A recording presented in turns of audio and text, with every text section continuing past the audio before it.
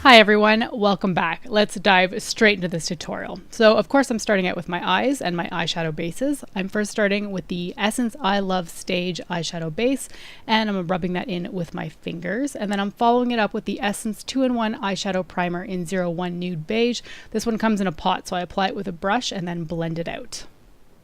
The star of this look today is going to be the Juvia's Place Masquerade palette, and I'm first starting out with the shade Bori on a pretty dense, fluffy brush. This one's by Real Techniques, and I'm buffing that into my crease. This one is mostly a matte shade. The pan does actually look like there's a little bit of sparkle in it, but it does come out as a matte.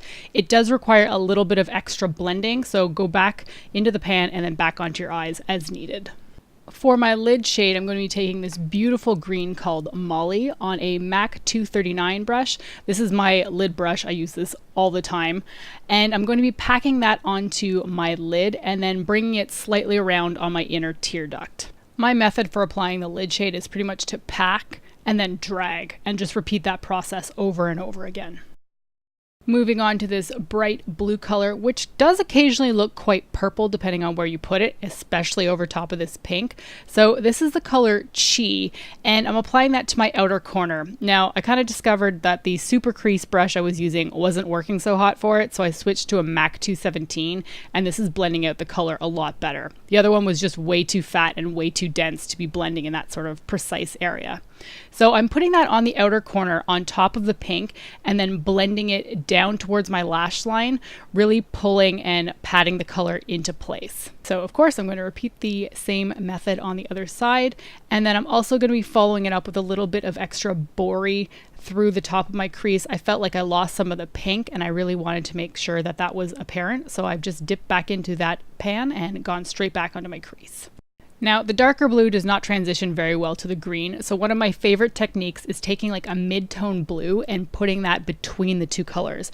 I sort of discovered this myself a few years ago, and I was astonished with just how much I really like that pop of blue on the center because it acts like a gorgeous transition shade. So I'm just packing Dahlia on between the two colors, and as you can see, it looks like a much smoother color transition.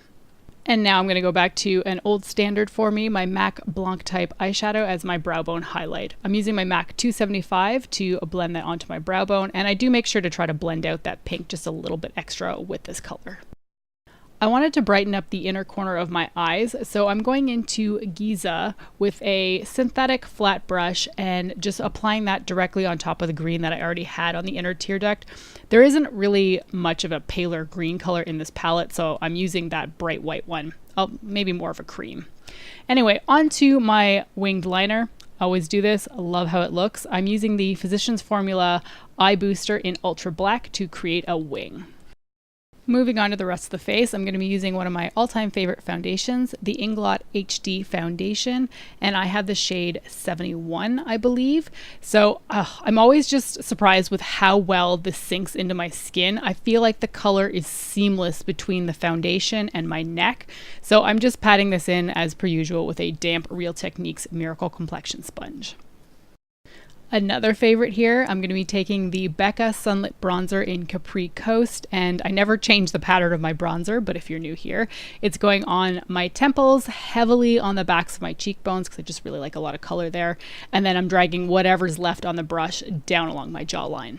Here's a blush I go back to constantly whenever I'm wearing a cool toned eyeshadow look. This is the Urban Decay X-Rated blush, which I think is only available on their website. I don't think you can get it in stores, but I'm using a Real Techniques powder brush, maybe called the blush brush, to apply that to my cheeks.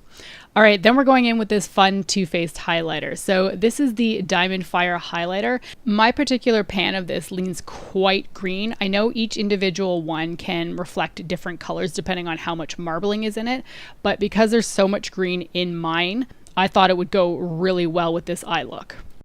With my face stuff done, I'm going to move back to the eyes and finish them up. And of course, I always put down a tissue so that I don't get any fallout. I'm using Dahlia, which is the bright blue, on a pencil brush and applying that directly to my lower lash line. I'm pretty much covering the entire area. And then I'm going to be going in with the shade Chi, which is the darker blue, and applying that to the very outer corner. I do this just to add a little bit of extra dimension, and I like it to look like my upper lid color kind of wraps around to my lower lash line.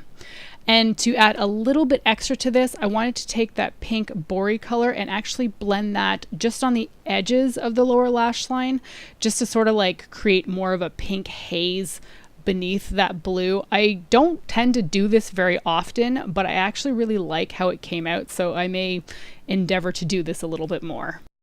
My mascara of choice lately is the Maybelline Lash Sensational Luscious Full Fan Effect Mascara. And of course, I'm going to be coating the tops and bottom lashes. And I did apply some false lashes off screen as well, but I can't remember the name of it, so I can't really help you out there. Moving on to the lower waterline, I'm going to be taking the Makeup Forever Aqua XL Liner in the shade M26, which is just a matte sky blue. For my brows, I'm going to keep it simple and only use one product. I'm using the Inglot AMC Brow Liner Gel in the shade number 12, which is pretty much kind of like a cool toned gray. I think it works really well for blondes, so this is what I use. Generally when I'm on camera, I tend to prefer a pomade when I'm on screen. And then one of my favorite parts, applying glitter liner as freckles. So I'm using two ones by Urban Decay. I'm first starting out with the Heavy Metal Liner in Distortion, which honestly doesn't show a whole lot on camera as I'm applying it. It's kind of like an icy white with reflective teal in it. And then I'll be following it up with the Heavy Metal Liner in Spandex, which is a little bit darker than I'm used to for freckles, but I wanted to try something a little bit different. So this one kind of looks like a darker blue with some rainbow sparkle in it if you're looking at it up close. With a cool toned eyeshadow look like this, I go for my fail safe. I do this so often that I'm pretty sure I'm almost done the tube. This is Kat Von D's Everlasting Liquid Lipstick in the shade Lovesick. I just like how it's a bit more of a muted, cool toned pink. I think it always goes with eye looks like this. And anyway, that's it for this tutorial. Thank you so much for joining me today, and I will catch you next time.